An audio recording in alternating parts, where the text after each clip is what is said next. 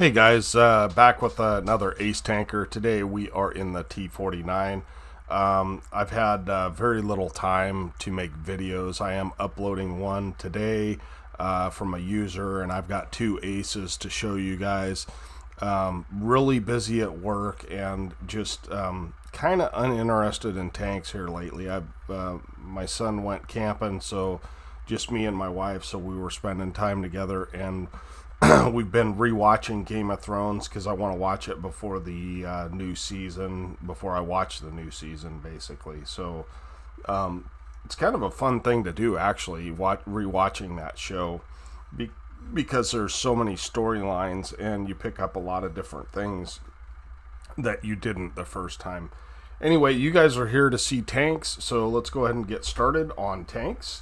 And we're in the T49 Derp, and we are bottom tier supposedly, but really with 9s and 10s I don't consider it bottom tier. I'm as dangerous as anything out there.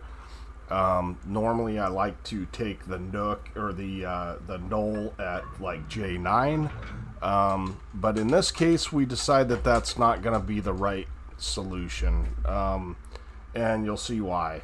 I look over, I see our 1390 has stopped.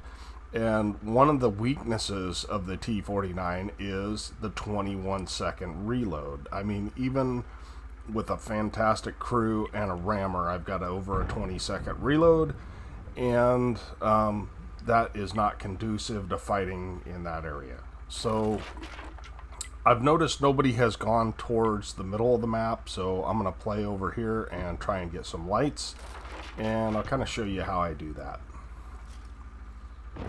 So the E50, of course, we light him, and we light the two tanks that are up on that ledge.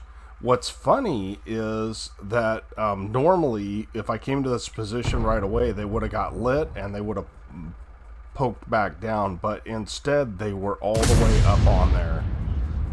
And we take our time and aim and hit a nice shot on the enemy light tank, and we light up the JPE.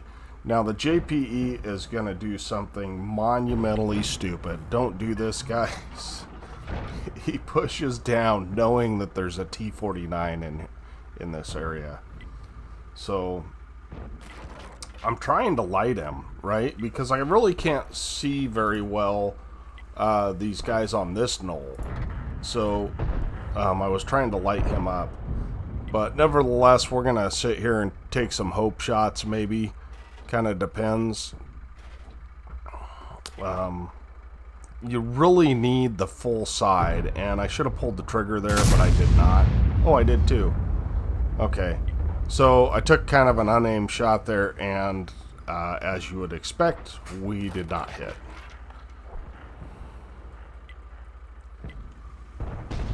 So, a little foreshadowing. I know this JP comes down, but we're having an okay game. We got 1800 combined. It's 2-2. Close game, and our enemy lights are both dead. So that is always a good thing. Fully aimed shot on the E50 on the full side of him, and we miss. So that's just sniping in the T49. Sometimes you'll get great shots, other times you won't. I really enjoy this tank. This tank is my fun tank.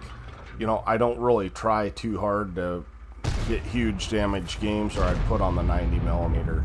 And this is exactly what I'm talking about. This JPE, why would he do that?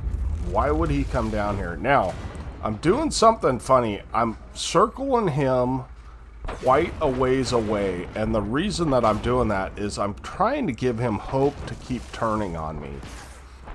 Because every time he turns on me, he is being hit by our guys, right, in the side. So we get a very lucky bounce off the tracks, and now it's all over but the crying, because we've already won this side of the map, and they have not won the enemies have not won the other side yet, although there are a lot of them over there. So it's very important to win one side of the map before the enemy team wins the other. Now, I make a mistake here. I think that I can get through here. I cannot. Luckily, it works out because this... I think this E50 was thinking he was going to ram me. Which is, you know, that's what E50s do. But the problem is that I was in a little nook where he couldn't quite get to me. So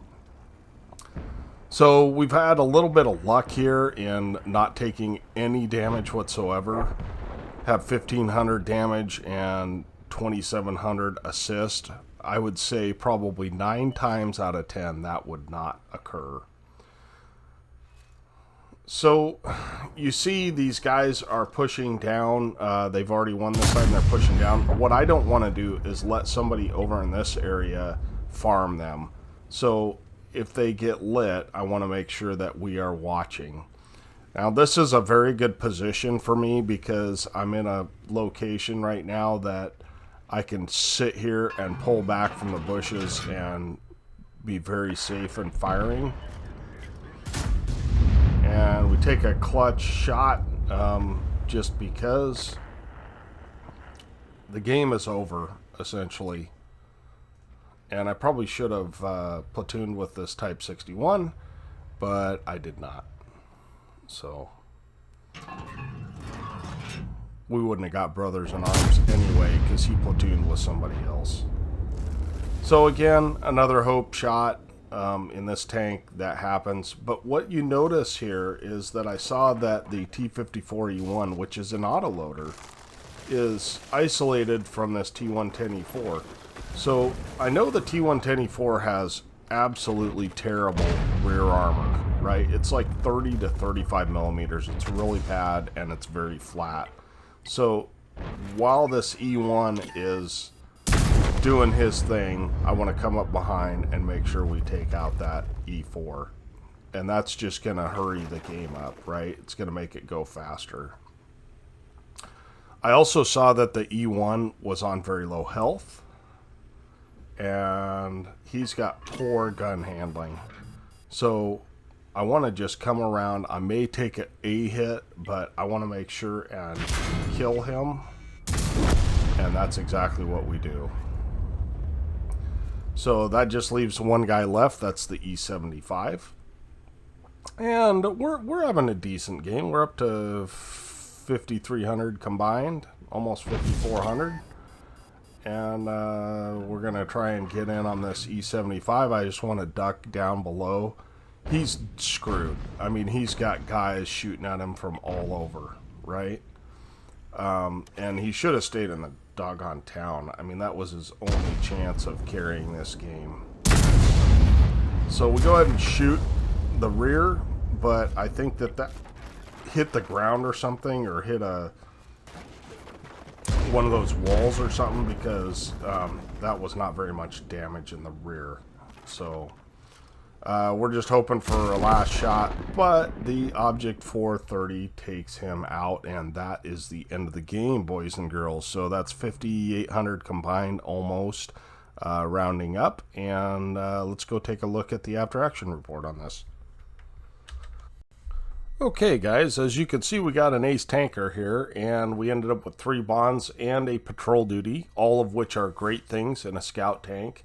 Not that much module damage, 9 module damage hits, which kind of surprises me. The WZ took 4 module hits, so and we didn't track him, so you can assume we did a fair amount of damage to his modules. So we were top of the team, 2448 damage, 1267 base XP, which kind of surprised me, quite honestly. Looks like our Object 430 did very, very well. So good job to him, and he was up on that J6 area, the knoll, and really held that down for us. So we made credits, actually 21,000 credits without a premium account, 12 shots fired, 8 hits, 2 pens. That's kind of normal in this thing. It is not a sniper, and when you're using it as a sniper, that's what you can expect.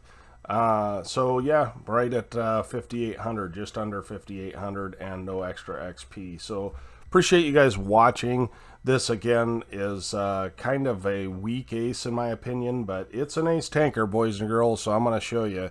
So please do send your replays in. I will try and put up more replays of your guys' stuff this week if you send it in. Try and find time to make set aside a couple hours to do a couple videos. So appreciate you guys watching. We will catch you next time. Tonester out.